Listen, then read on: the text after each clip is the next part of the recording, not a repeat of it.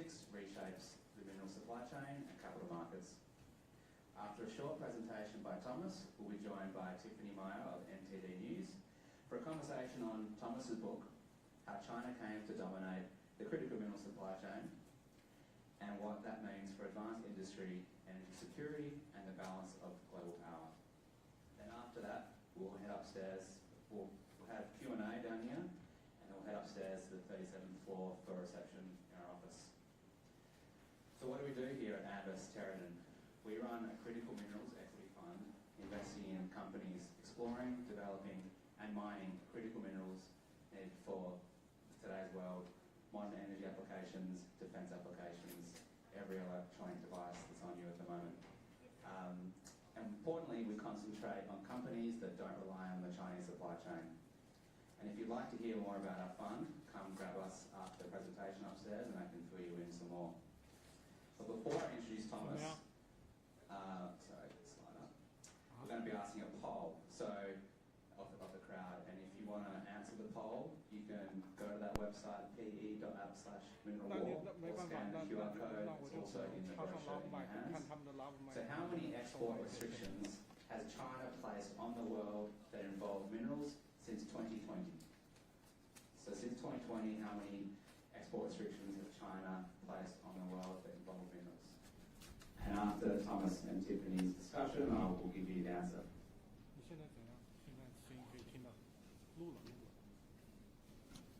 Let me fill you in about Thomas. So I actually met Thomas in the middle of nowhere in Western Australia on a lithium mine site tour about 8 years ago.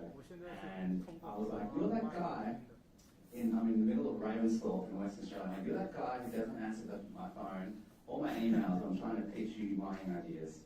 Anyway, since then we've stayed in touch, and he joined us in 2022 as portfolio manager of the Amvest Capital Critical Minerals Fund, and we formed it together with Dave and the others at Amvest, and it launched in 2023. And he began his mining career in one of the world's largest gold companies, and he's an investment expert with over 25 years of experience in mining funds. He's genuinely fluent in 7 languages, I mean genuinely, and now he's the author of a book published. Pretty impressive. And so now I'm going to pass it over to Thomas.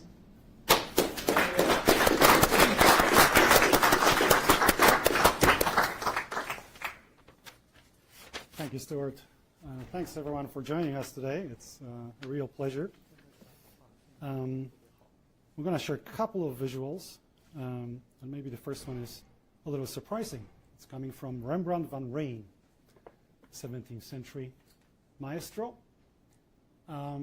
famous for his talent for illuminating moments in history which are characterized by shifts in power. And this famous painting, in which he anticipated something from our era, is entitled Night Watch in Busan, Korea. So what do we see here in this beautiful composition? It's almost theatrical. On the right side, it's China. China, very composed, very assured, and dispensing access.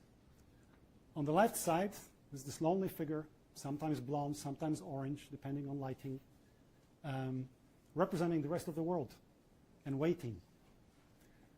What's being offered here is not tribute, it's not peace, it's access. It's access to a marginal increase in flows of rare earths, rare earth oxides and rare earth magnets. That's what happened in Busan in October last year. So essentially, it's a permission. It's right to manufacture. Now, how did we get to this point? How did we get to the moment where our needs for chemical elements, molecules, compounds, magnets, oxides, anodes, and so on, depend on the whim of the Chinese Communist Party? That's a question which some depth I treat in this book, Mineral War. But I'm going to give you a little bit of a macroeconomic context to this today. And that context, of course, has a lot to do with China. So let's start with this. What is this? This is 320% debt to GDP. This is the Chinese economy. This is more than Japan. This is more than the United States for an economy which is much less developed on GDP per capita terms. So what do you do when that happens to you and your growth slows down? There are a couple of options. The first option would be, of course, to grow faster. But is this really on offer with all this simple urbanization already over? On a good day, China grows at 4%, probably less. And with 47% savings to GDP, that's not a particularly attractive investment capital output ratio. You have to put 12 renminbi to earn 1. It's not growth, it's maintenance. So what are the other options? What can you do to unwind that? Well, there's the Japanese option. The Japanese option will be to try to move the resources from production to consumption. Japan lost 2 decades trying to do this. And of course, the social cohesion in Japan is somewhat unique. I doubt very much that the Chinese Communist Party would risk 2 decades of stagnation in the name of national rejuvenation. Any other options? Maybe a fiscal reform. So that would mean essentially unwinding the 1994 fiscal reform that took place and which saddled local governments with all the social liabilities, offering all the resources to the central government so that they could pursue their strategic objectives, military, diplomatic, probes to Mars, you name it.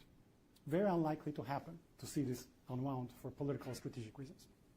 So we are left with 2 options. One is to reflate this debt, and the other one is to rely on external accounts. Can we really reflate this debt? Because the elephant in the room is that China is a totalitarian police state and it cares about stability.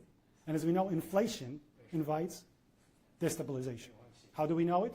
We know it from the history of totalitarian regimes. Nazi Germany famously managed to control prices. How? By financial engineering, the Wechsel, so the bills which were never redeemed that circulated in the economy until Nazi Germany invaded Poland. No inflation until then.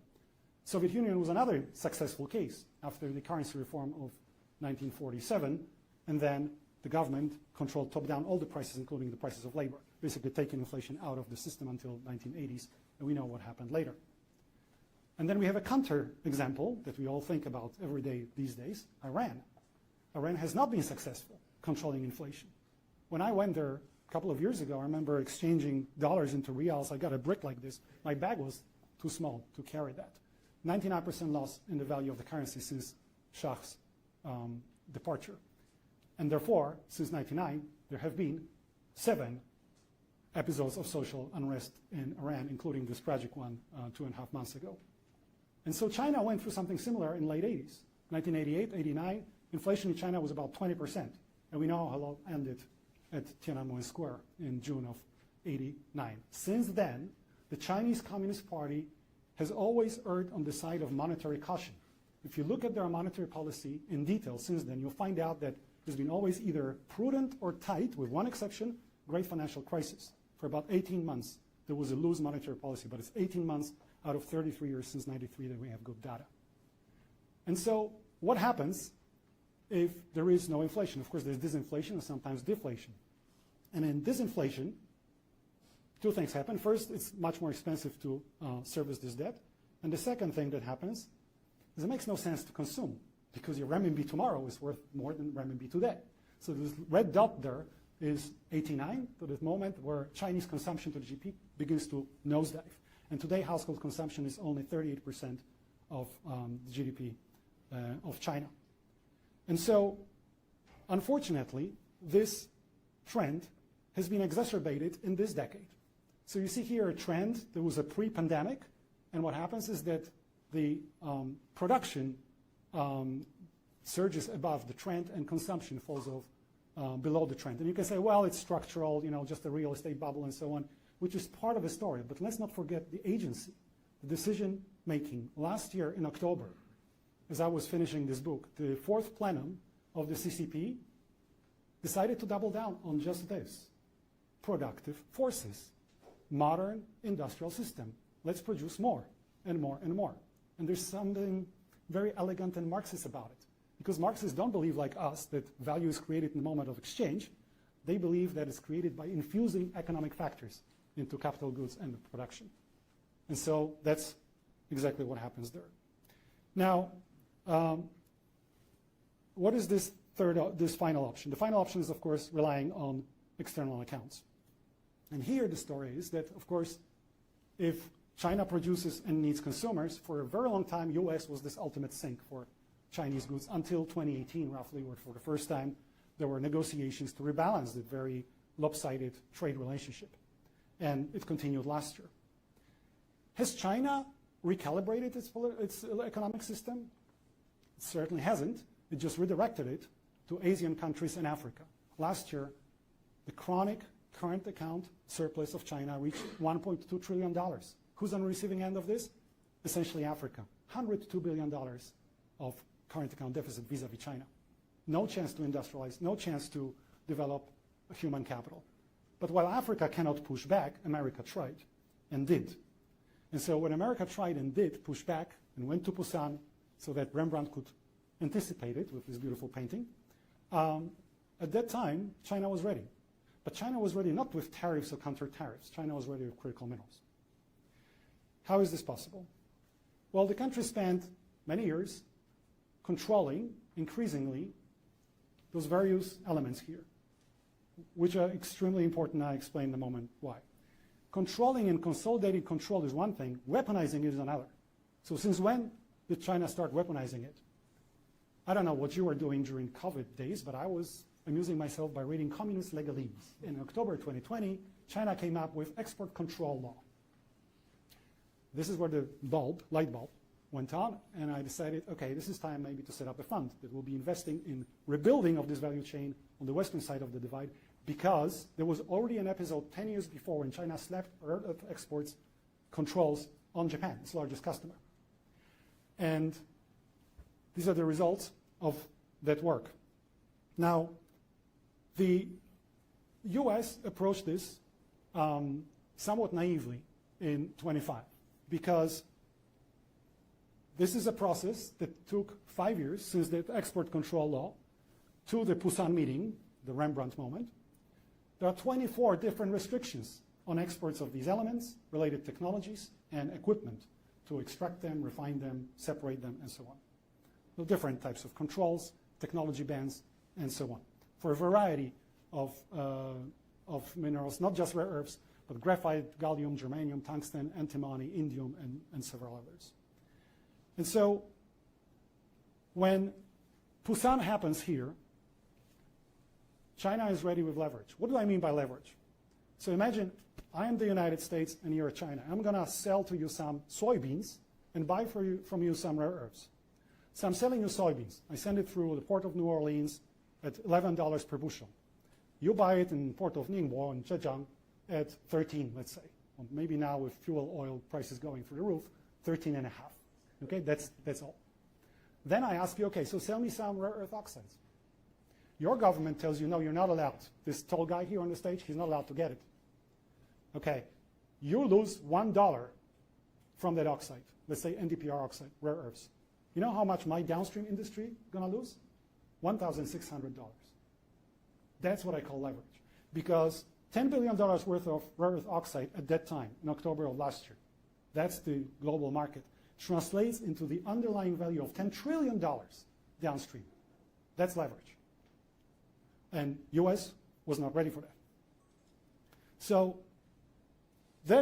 what happened in Busan is that China conditionally agreed to suspend 4 out of these 24 restrictions, 4 out of 24 conditionally and temporarily until November of this year. And since then, new restrictions have been imposed, not least on Japan since January of this year. Japan, our most important ally. Have we stood up saying, hey, don't do this to our allies? No, we haven't. No, we haven't. This is the best metaphor of this dependency. Dependency that shows that in 24, so halfway through this process, we still relied on 100% of heavy rare earths through imports from China. 100% of our gallium was sourced from China. Over 50% of our tungsten, antimony, and natural flake graphite was sourced from China until 2024. That's strategic myopia. That's strategic negligence. That's industrial complacency that mistook that historically short window of 30 years of globalization for historical determinacy and permanence. Now, to the communist credit, they never made this mistake. In 2013, Xi Jinping wrote document number 9, in which he clearly identified the West, our Western values and Western institutions, as inimical, as foes, ideological foes of the Chinese Communist Party. And that meant confrontation. Luckily enough, confrontation also means opportunity. because dependency eventually translates into scarcity. And the market has a way of rewarding those who anticipate scarcity. This is what we've been trying to do at Amvest Terraden Critical Mineral Fund. And so 5 years ago, 6 years ago, someone would have thought that this is somehow, lunatic fringe of a contrarian value thesis. Today, of course, it's strategic necessity. And we strongly believe that we have to pay attention to geopolitics. When geopolitics determines the flows, it is our fiduciary duty to exploit that opportunity, extract value from that event for the benefit of the capital allocators. And that's exactly what we do at Amvest Terraden Critical Mineral Fund. Thank you.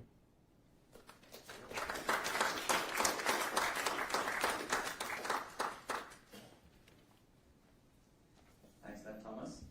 So yeah, we did have a poll about how many export controls China's placed in 2020 minerals. The answer is 24, and I believe 25% guess 50 to 100, and then 75% guess 151 to 200. So a lot of you guessed way overs, but it's still a lot of, and that truth in October, only 4 of the 24 were put on hold. So I want to introduce you to Tiffany Meier of NTD News. She's an anchor, China News investigative reporter, and producer for NTD News based at the Network's global headquarters in New York City. Tiffany anchors NTD's flagship shows NTD Evening News and China in Focus. She also co-moderates NTD's special election coverage, The Nation Decides, and produced the award-winning NTD original documentary Hollywood Takeover, China's control in the film industry. With her unwavering commitment to finding and presenting the facts, the show has received overwhelming support and positive feedback. Tiffany is also dedicated to the truth and integrity and a return to journalistic standards in her reporting. With a network of underground sources in China, she has stayed ahead of the curve for her China coverage, and viewers say she presents tomorrow's news today. Well, Stuart, thank you for that. And Thomas, good to see you again. Thank you, Tiffany. After the macroeconomic view there, let's dive straight on in. How did China to gain, so much control of critical minerals that are so essential? How did they manage that? This is probably the best question, and we have to delve into 3 different areas. So please stop me if I go a little too far. These areas are geology and mining, metallurgy, and trading. And they evolve differently because, for example, geological endowment differs for those different minerals. But we often forget when we think about China, probably because we never actually invested hugely in Chinese mining. It was always a closed sector by Ministry of Land Resources. I just remember in the 90s, some of you may remember, there were 3 Western companies that functioned there: Griffin for zinc, Sinogold, and El Dorado. That's all. Lucky window in the 90s. So it was difficult to invest. However, in the 90s, there was access, and we learned a lot about geology. So for those who have some geological background, you may remember there used to be this massive supercontinent called Gondwana. And Gondwana then split into many continents in the southern hemisphere that we usually associate with ore-rich continents: South America, Africa, Australia, right? Mining often happens there rather than in sedimentary basins in the north, largely. It just happens that southern China belongs to that, even though it's part of the northern hemisphere. The Yangtze Craton is extremely rich in many of these minerals: tin, tungsten, lepidolite lithium, antimony, largest mine in the world in Hunan, and the only germanium mine in the world, Linsang in Yunnan. So a lot of these minerals are found there. So this is the geological stuff. However, of course, there are a lot of minerals that are not available in China. And by the year 2000, China identified those that would be very important for future technologies, and those that are the Chinese subsoil is not particularly rich in, and then also those that fall in both categories, which is the case of cobalt and manganese.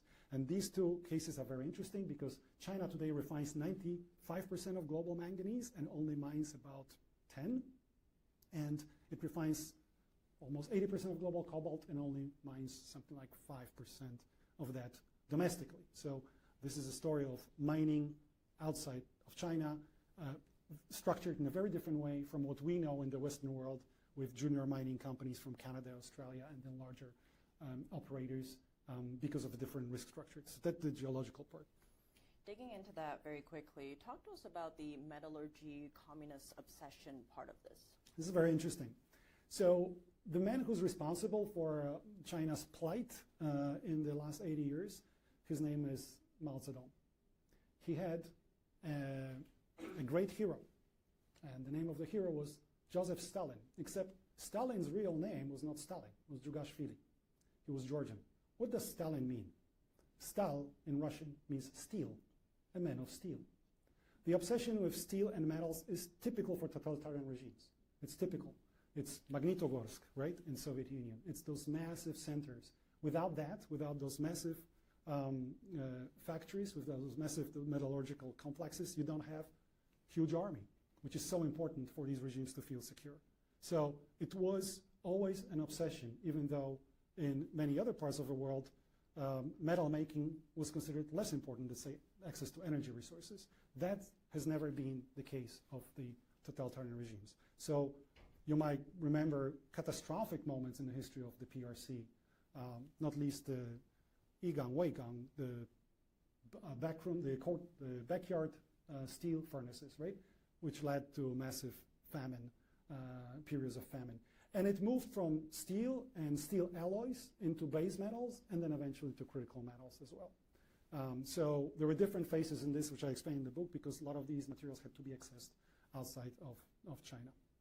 And with that ideological difference or background, how does that fit into the control of flow or trade? This is another fascinating thing that I actually dug in a little bit by doing research for that. You know, here in the Western world, we rely very much on control, on contract law, contracts in trade. Now, long-range trade probably wouldn't have existed as it does without metals. Think about it. Okay, when we left Africa, and all we were doing like chiseling pieces of stone, and some Einstein of that era, Leonardo da Vinci said, no, let's do bronze instead. What is bronze? It's tin and copper, except that tin and copper hardly ever co-occur in one place. With two exceptions, one is was today Pakistan, Indus Valley, and Fertile Crescent, which were the reasons why these were the first two urban centers in the world. For everybody else, let's say Roman Empire, you had to send these metals from far away to make bronze. Roman Empire was Cyprus, so Kypros, which means copper, and Cornwall in Britannia to make tin. Copper maybe from Iberia. Anyway, it's a long-range connection. When you deal over a long distance, how do you trust that person? Romans had Roman law. Romans codified law, which was valid over those long tracts of trade. And then in the Middle Ages, as Magdeburg rights developed in Northern Europe, as markets developed and cities developed around markets, there was a development of contract law, which was kind of a marriage of Roman law formalism and the consensual nature of canon law, the Christian canon law. Nothing like this ever happened in China. Metal trading in China was always an imperial privilege. If you look at the network of medieval movements of how metal moved around Europe, it's like a crossword puzzle with multiple centers. Cities in China were never market centers. They were administrative centers. And the long-range trade, the only one that existed other than maybe coastal thing in southern China because of mountains and difficulty of getting inland, the Silk Road. The Silk Road was the only long-range, one line, and it was always controlled by the emperor. So in a way, the fact that today's China is controlling, the state is trying to control the flow through monopsonies, such as the iron ore monopsony. So that's a state-owned, unique company that purchases today iron ore from different sources. That's a longer tradition than the PRC itself. It's just a different concept of how you organize trade, which has a different history in the West and different history in China. On that note, talk to us about what are the characteristics of this sector in particular that lend themselves so well to strategic manipulation by the CCP? This is one of the most important questions because as investors, we usually pay attention to capital and return on capital. For a large metallurgical complex, you need a lot of economic factors, a lot of capital, land, and labor. One of the characteristics of the system introduced by CCP was to underprice these factors. So it's easy for labor, you can imagine. It's easy for negative externalities, such as pollution and so on. How do you do it for capital? Well, you offer capital to those happy state-owned enterprises below inflation and below your GDP rate, which means essentially you underprice capital, and that's why it's possible to build scale. Who cares about profits? You just build scale. Now, one thing about refining specifically is refining, as we know in mining, the mining margin is large at the mining level, is large at the retail level, whatever it is, extruded product or diamonds for your fiancé, and it's very low in the middle. And so you need a lot of volume in refining. Once that volume started migrating to China, it was like a floodgate. You don't stop it, and you don't run an operating facility for small volumes in the middle of the value chain. It's not viable economically.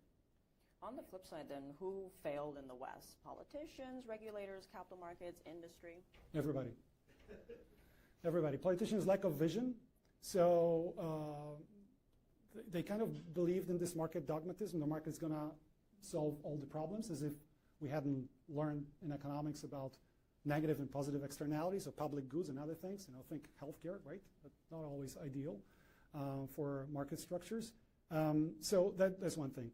The regulatory overreach is another story to tell. And I have some friends working in the industry, and as we know from investing in junior companies, sometimes you have to wait years and years and years and years for permit, and then you have litigation that NEPA allows in this country, and then it lasts another couple of years. And of course, you're so far away from cash flow, the net present value of your cash flow it collapses. So regulators as well. I would say capital as well.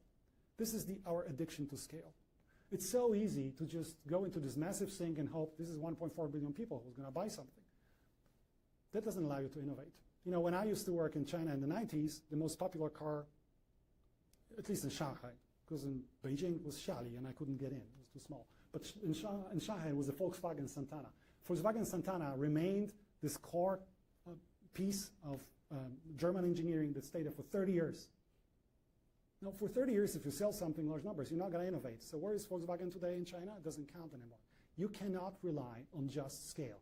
And this is what we did, constantly chasing scale. This was this great promise there, like during Qing Dynasty, where the first Western capitalist went to China.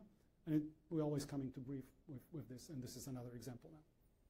Given all that you just laid out there, what are the most important lessons for the U.S. and its allies to learn from this experience?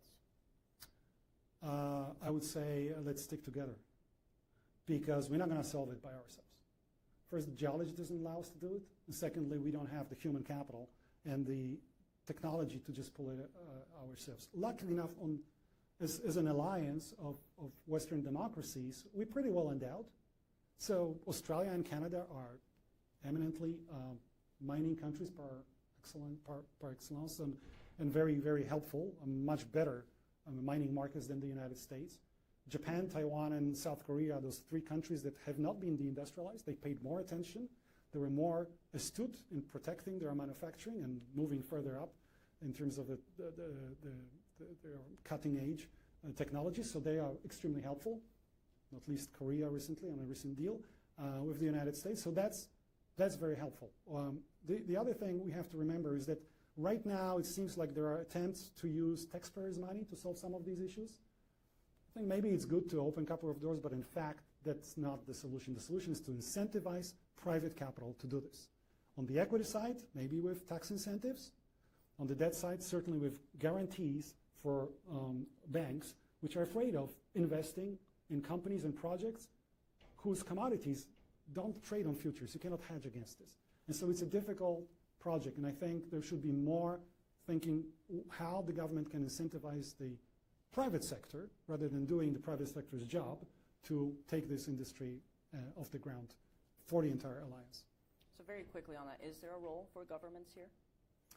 Yes, there is a role for governments. The role is not over-regulating, so spinning up some of the regulatory hitches that are here for a variety of reasons. That's not only just permitting reform, it's also, I think, courtroom reform. Something needs to be done with this. It cannot be this last person standing blocking projects. This leads to collapse of many systems. I give just two examples in the book. There's a risk that European Union might not survive because there's always one Hungary that blocks everything, right? We called it liberum veto. It was the greatest country in Eastern Europe that existed, the Polish-Lithuanian Commonwealth, was dismembered this way because one person in their parliament could say no, and it's an easy prey for enemies. So I think there is definitely regulatory work and also incentivizing capital. I feel like I know the answer to this one, but how should investors look at this? Because if it's no longer a competition, but as you say, a critical industry, even a war, is there a role for investors here? Yes, I think what we learned in the last 2 or 3 years is that it's a little different from investing in just a mining company. Great project, good management, very interesting analog of other deposits where you have nice conversion of resources to reserves, and so on and so forth. That's just from one company to another. Here, we're talking about rebuilding the entire value chain. So if you don't know how that fits into the middle of the value chain and further into the market, you cannot invest in this. Because you have to know, if you're drilling for, say, rare earths in Brazil, what are you going to sell? Are you going to sell mixed rare earth carbonate or mixed oxide, or maybe you're going to separate oxide, and if so, for whom? So you have to have this sort of structural attitude to the entire supply chain, and because a lot of things are happening in the supply chain in different countries of the West, that has to plug into this. Just on that last point, expand on that. How is it structural and not cyclical? Because many things are very cyclical. In history, there are 3 things when we analyze history. One is pre-existing structures. The second one is agency of leaders, important leaders, very influential, who can affect structure. And the third one is contingency, chance, right? Something that's very difficult to model, this residual thing in your multi-factor linear model. I think we are facing a structural problem that has to be solved, and it's not going to be solved for several years. And therefore, we might not understand all the mini cycles that happen in the middle because they were smoothed out by Chinese Communist Party's attempts to reduce cyclicality. As I said before, stability is so important for them. And we've lost from sight those short-term cycles like inventory cycles or longer-term cycles of investment. But at the same time, let's not forget that maybe we are at the cusp of a completely different long-term cycle called Kondratiev waves because of the changes in technology and AI. And these technologies are extremely hungry for these materials. So yes, it's maybe a different type of cycle, but it's definitely a structural change. And of course, with all the global tensions right now, there's a big focus on this industry, especially in the military applications. Is there a chance for America and the West to rebuild the industry? Do we have any other choice? Yeah, I would hope so, certainly. It is true that many of these materials feed into a military complex. Now, a military sector is usually a tiny fraction, never more than 5 to 10% of the overall offtake of these things in times of peace. But we are not in times of peace. If you look at the budgets, whether Japanese, German, Australian, Korean, Polish, you name it, American, then this is definitely a market that's growing. And when security is at stake, time is of essence. So it's definitely something that drives a lot of decision-making right now, that sense of insecurity. What happens if we just don't have replacement material? And a lot depends on this. Let's not forget also, a lot of new technologies related to chip making relies on these materials, which are actually small markets, but very vital for some of the key applications in power electronics and optoelectronics, and all of them have military applications. And on that note, how should the West rebuild the middle of the value chain here? So there are attempts. So when I look back, say a year now, since the inauguration of this administration, there were several attempts to do, America first. That doesn't work very well for geology, of course. You cannot onshore it. And then attempts to sign a lot of bilateral deals with different countries. And towards the end of the year, I was becoming a little more optimistic, thanks not least to one deal with Korea Zinc. Korea Zinc is a very important refiner that potentially could extract up to a dozen of different materials by rebuilding a brownfields operation in Tennessee, a smelter that belonged to a company called Nurstar. And this is exactly the type of activity that's needed to create a market, physical market here in this country. in addition to attempts to create a financial market. Without capturing that opportunity in the middle of the value chain, it's going to be extremely difficult, because we know what happened in the past when there was a rare earth mining company in the United States, but they had to sell all the rare earths to China to process them. And I think that's a perfect transition, because talk to us how innovation helps, but it has to kind of be coupled with scaling here. Yeah, so that's another theme in the book. We tend to say, oh, we're so good at innovation. Why are we even bothered, right? We always win. You take LFP batteries, NCM batteries, sintered magnets, bonded magnets. If it wasn't invented here, it was invented in Japan, our ally. So what? So what? All the scaling up, all the mass production, all the facilities were created far away from these shores. It was our capital market never had patience to deal with this, never had patience to deal with complexity of those linkages. And then, of course, you have a problem of negative externalities, NIMBYs, pollution, regulatory system, and of course, the capital went after cost arbitrage. That's what happened. So innovation, yes, absolutely, but in a way that can be harnessed onshore without exporting it again to China, because then we're back in the same settle.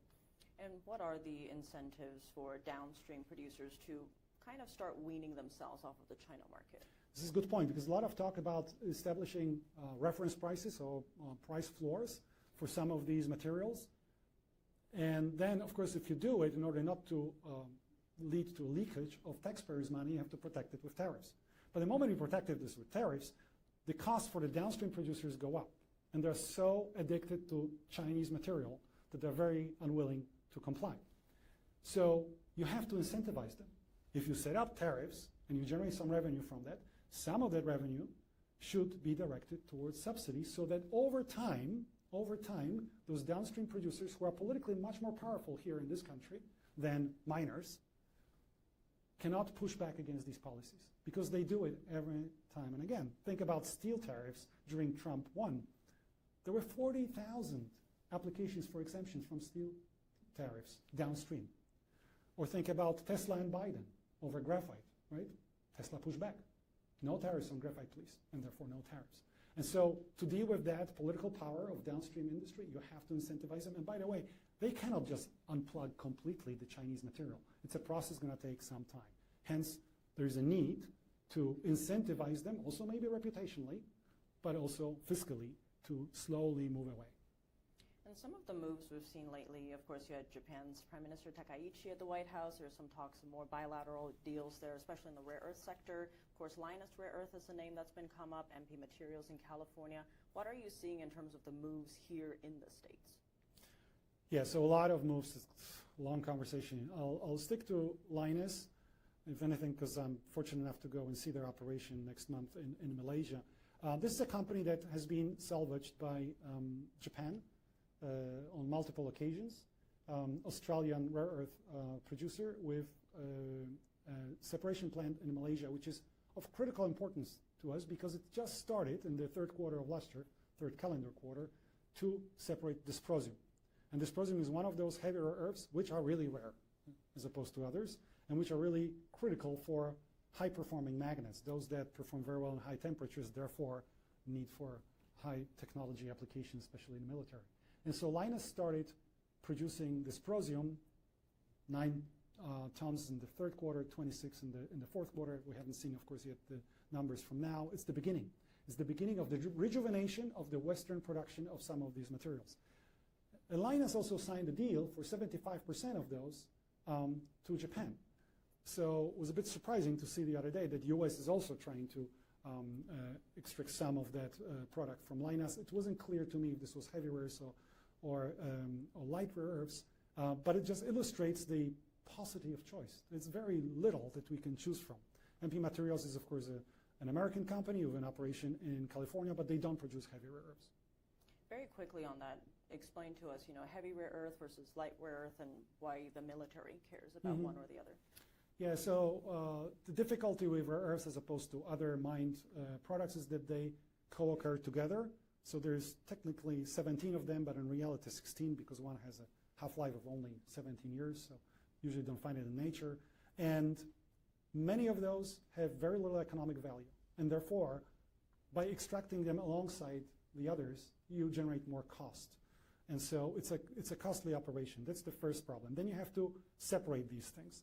You know, if you go to a copper mine or another base metal mine, or, you know, in a flow sheet, you'll find, you know, 8 to a dozen different nodes, right? And they all are very similar. If you go to a separation plant, rare earth separation plant, it's going to be over 900 nodes trying to separate each of these, like calculate a permutation among 16, plus radionuclides like thorium, uranium that co-occur with that. So it is a complicated business, and because of this, of course, geologically, each deposit is different from the other. But in terms of rare earth deposit, they are so radically different from each other. Then you can have one deposit that has maybe $13 per kilogram value in situ, and another will have 73 because of a different breakdown between different elements of those 16, of which about 7 are very, very high valued. And in that list of restrictions in China, last year, China, in direct retaliation for Liberation Day, 2 days later, slapped restrictions on exactly those 7. And they have military applications, samarium, often in an alloy with cobalt for aerospace, gadolinium used for electronic warfare, dysprosium and terbium doping for these high-performing magnets, and so on and so forth. So there is a significant military interest in these materials. And give us a sense, how long would it take to build up these industries, especially in the West, if you want to be able to counter China? Well, usually, you know, the benchmark we have outside of maybe spodumene in Australia, which is for lithium, for a large open pit copper mine or a large nickel mine, takes about 15 years from discovery to production. And I would say we don't have that much time. We don't have much time because we're probably not in charge of the calendar here. So, you know, my fear at night is that Xi Jinping is in charge of the calendar. So what? So what should we do? And we have to accelerate in parallel. And, you know, permitting and regulatory issues are a part of this. But a lot is happening. I think it is really forcing the industry to think differently. There's a lot of activity in different countries. There's a lot of policy focus now. I think this is probably a 5-year story. Also because many of these sectors are relatively small. So we imagine the new structure of these industries, say 5 years from now, not populated with hundreds of juniors. There's going to be a couple of that will go first for that finishing line, and it's going to be sort of like an oligopolistic structure of these sectors. And it's important and interesting for us to identify which are the winners. And very quickly, before we go to viewer questions, I want to ask, because it sounds like this isn't a Republican or Democratic problem. This sounds like an American problem. Looking ahead, obviously, as a company wanting to build up something, a lot of time is involved. Do you see this as a bipartisan issue where no matter what administration is in power, companies can believe that their plant will be able to last and build up? That's the easiest question you ask. Yes, it's a bipartisan issue. Beautiful. All right, let's go to some questions from the audience. The first one is, which mineral can the West get into production the quickest? Antimony? Yes, antimony. Thank you for answering the question. The reason being, antimony often, at least in the deposits that we're looking into right now, is often associated with gold, say shear zones. There used to be, for us gold investors in the past, that antimony was this pesky, deleterious element. Now, of course, it's extremely valuable. And because it's associated with gold, then bankers are not going to look away, because they can actually look at gold equivalent value of what's in the ground, and they can structure financing for it accordingly. Because, of course, bankers know what to do with gold, hedge it themselves, or force the companies to hedge, although that's maybe less popular outside Australia than it used to be in the past. So antimony, probably easier to take it off the ground than others. I think on the other end of the spectrum, graphite is probably the most difficult one to finance right now. All right, next question is, we hear a lot about hydrocarbons being affected by the current war in Iran, but what, if any, implications are there for critical minerals and related supply chains in which consumer is most affected? European? Yeah, European. First, South Asia, then Europe, then East Asia, and then North America. How are we affected? Sulfur. Sulfur matters for leaching, nickel, copper, uranium. So not necessarily these. But one of the elements which are important on our list is synthetic sapphire, which is high purity alumina. And as you may know, the Persian Gulf is an important hub for production, both aluminum smelting and alumina refining. And therefore, those HPA producers, so producers of high purity alumina that use aluminum metal or alumina as a feedstock, they're going to suffer because the prices of aluminum and alumina are going through the roof. And so that means that if you invest in HPA companies, they probably have to find one that uses a different type of feedstock like kaolin, which is a aluminous clay. Okay, next question is, can AI decrease the timeline from discovery to production? I would very much hope so. This is the world that changes on a daily basis, as we probably all know. Mining industry has never had yet this sort of fracking moment that really accelerated the pathway to production in oil and gas, reducing the duration of the investments and really making oil and gas markets so much more amenable to the needs of the U.S. capital market. It was more geared towards fast depletion, heavy capital intensity, and fast duration. Unfortunately, we are in a long duration industry, which private equity doesn't like here, nor venture capital for that matter, and therefore I would hope very much that it happens, but I cannot see the future. Our next question is, if the other competitor, China, is constantly cheating, how can the U.S. and its allies win this game since China doesn't care about its people or the environment, while industry like rare earth and power plants are developing very slowly in Western countries? What advantage does the U.S. have in this game? What advantage we have in this game? I think we still have a market for innovation, which, I'm going to sound dogmatic here, I still believe is a better system than shutting people down in cellars and whip them into innovation. I think stealing is stealing. What you steal already exists somewhere. And when you hear about DeepSeek stealing Blackwell NVIDIA chips, smuggling them into southern Mongolia, then clustering those in order to do what? To distill Anthropic code.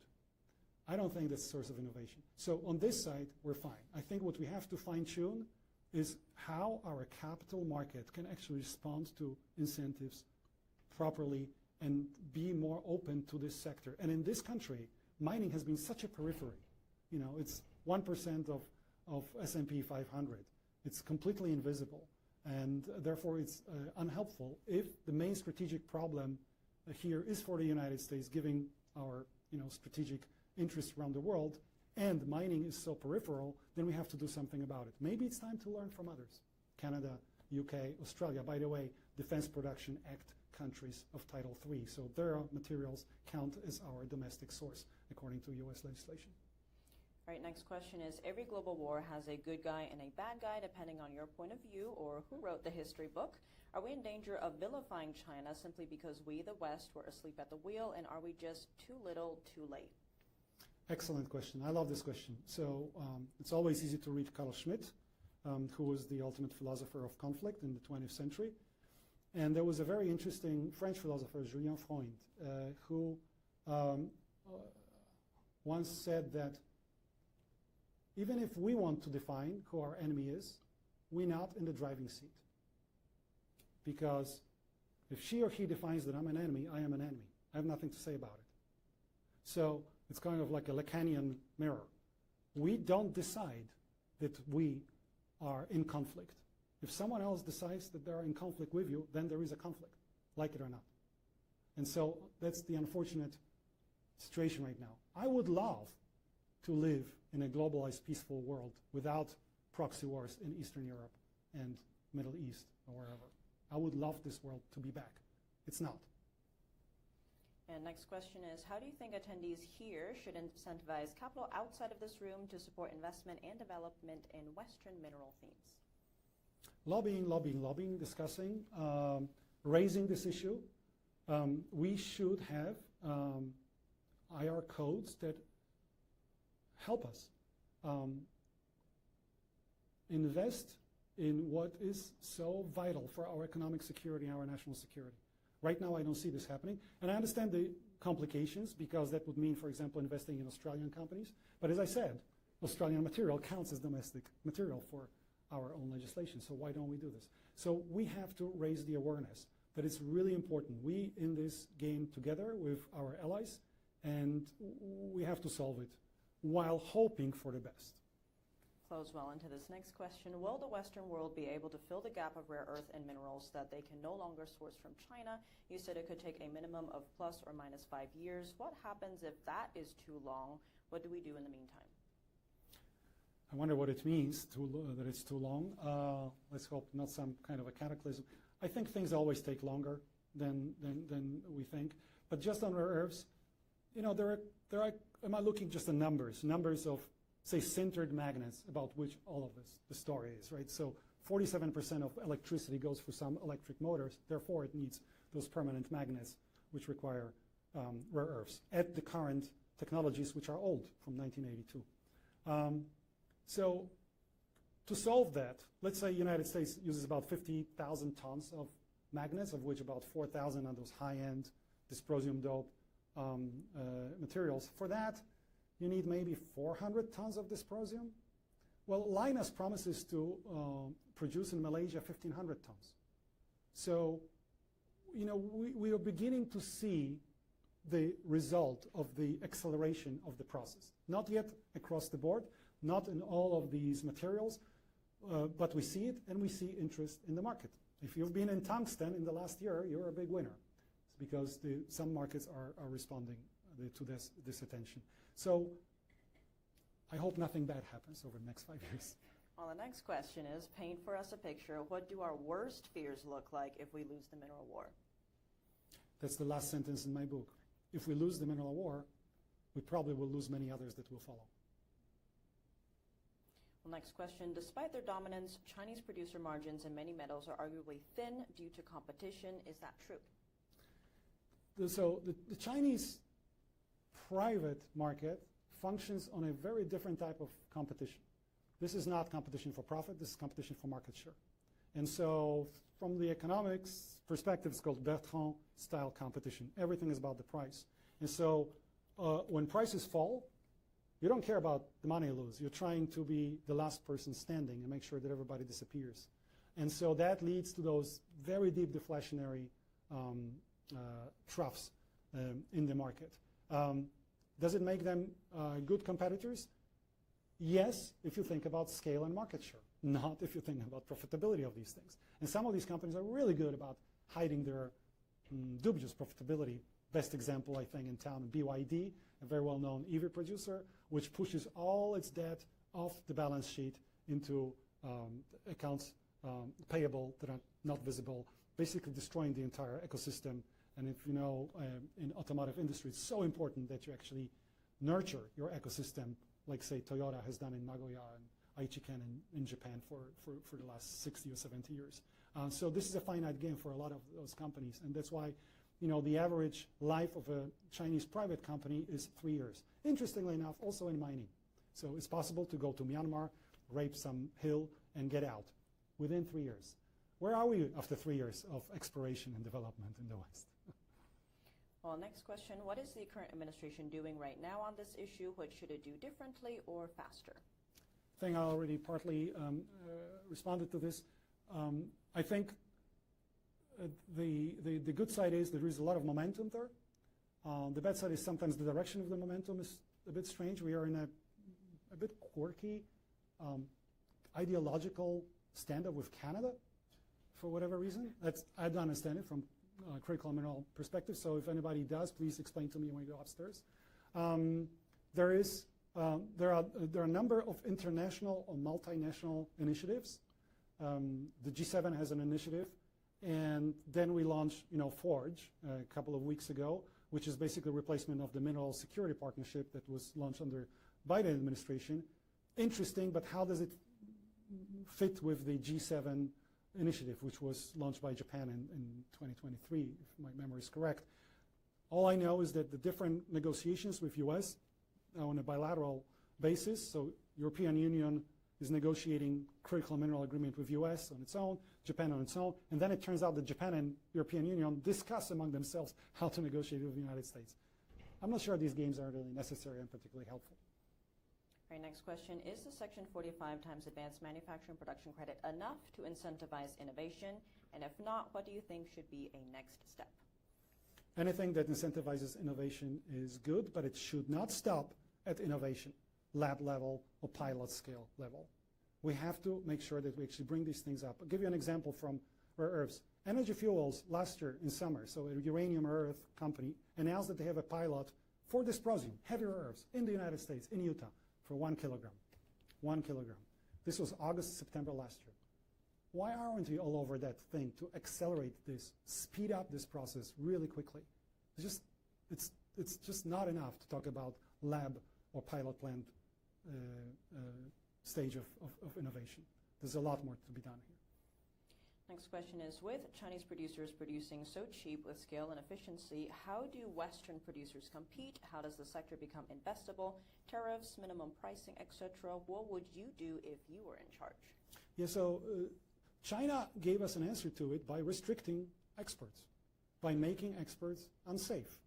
So, if China continued just to consolidate these markets but not weaponize them, then probably we wouldn't be talking about it today. Because, okay, it's so good to get this, cheap schlock, why not? But unfortunately, they decided that their prices are no longer applicable to us, which they are not, because the structure of their demand is completely different in an oversupplied market. It's a much more elastic demand curve. We are, unfortunately, in a very inelastic demand curve environment here, so we shouldn't be importing Chinese prices. And so, back to your question, it's back to, are we developing a different price model here? And what do we do to incentivize the users to use that material? Because we're not going to win the competition against China on price. Right, and my last question would be, right now all the headlines seem to, besides the Iran war, are talking about critical minerals, China's dominance. Seems like your book came out in a very timely manner. Why did you write this book? Why now? I wrote it because we often circulate between here and Washington, and I found that the language spoken in those two places are very different. So it's still Shakespearean English, but it's a different language on Wall Street, it's a different language on Pennsylvania Avenue or thereabouts. And so I wanted to build a bridge between market and geopolitics, and to make the two languages understand each other a little better, to understand, what are the different challenges. And so this is a book for market participants, mining people, people interested in economics, but also for policymakers to understand how we got here, because we cannot solve this problem if we don't understand how we got here in the first place. And so that's so important. And I also realize now that the book is out that it's somehow popular among academics in different countries, which is important because there are so many footnotes in this book that it's really good for food fetishists as well. Well, I just wanted to thank you for writing this book and, of course, having the conversation today. I found the book very interesting. There's a lot more in it, so I would actually recommend you get your own copy. I am not getting paid to say that, but I do think it's a great book. But thank you so much, Thomas. Thank you, Tiffany. Thank you, everyone.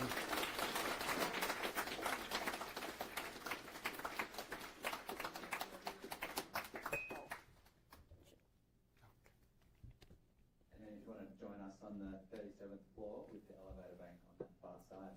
See you upstairs.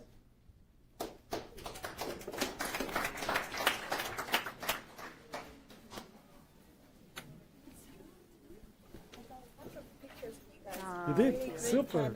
Great. Yeah, really. Did we look good? Hugged an entire Did we look coffee good? right before. I know one of us looked good.